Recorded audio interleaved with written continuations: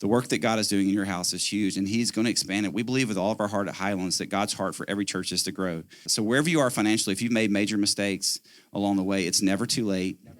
And so I'm not going to talk even in dollars. I think percentages is a healthier way to talk about it.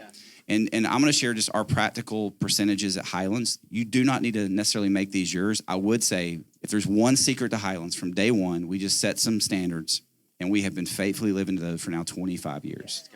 The first 10% of our church is a tithe.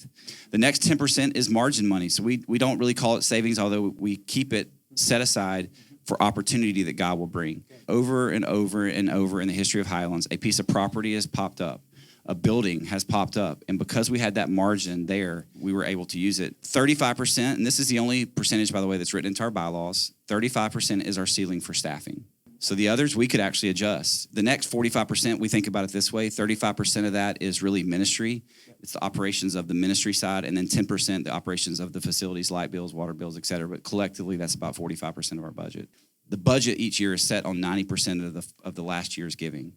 So if last year's giving was $100 and our budget for 2025 is $90, and those percentages fit into that 90%.